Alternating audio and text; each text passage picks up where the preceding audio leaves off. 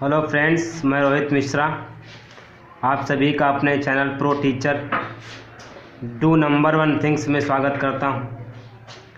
आज हम एक ऐसा कॉन्सेप्ट लेकर के आए हैं जो जनरल नॉलेज की दृष्टि से या करंट अफेयर्स की दृष्टि से बहुत ज़्यादा इम्पोर्टेंट है और समस्त प्रतियोगी परीक्षाएं इसके लिए बहुत इम्पोर्टेंट होता है।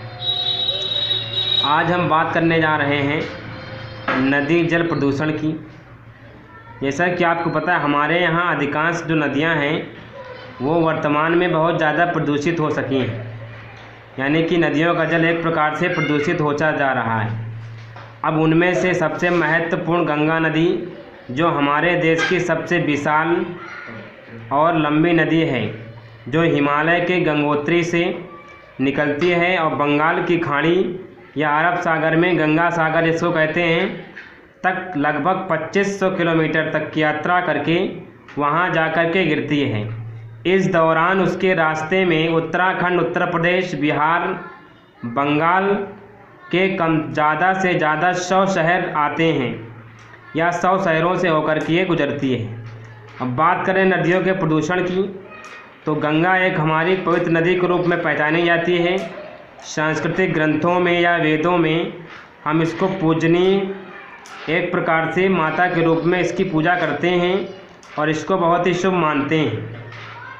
अब यहाँ पे प्रदूषण की जब बात की जाती है तो चाहे गंगा नदी हो या कोई भी नदी हो या कोई जल का स्रोत हो, तो जब उसके पीएच का मान 7 से कम होता है तो उसको अम्लीय कहा जाता है और अम्लीय होने पर उसको हम लोग प्रदूषित कर देते हैं, क्या हम उसको प्रदूषित घोषित कर देते हैं। इस कड़ी में अब सरकार के द्वारा भी कुछ एक्शन प्लान तैयार किए गए होंगे।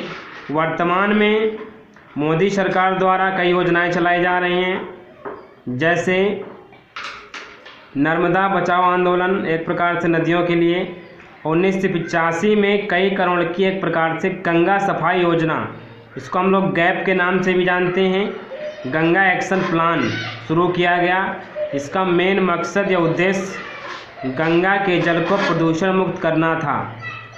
इस प्रकार से नमामि गंगे परियोजना जैसी तमाम परियोजनाएं केंद्रीय स्तर पर संचालित की जा रही हैं।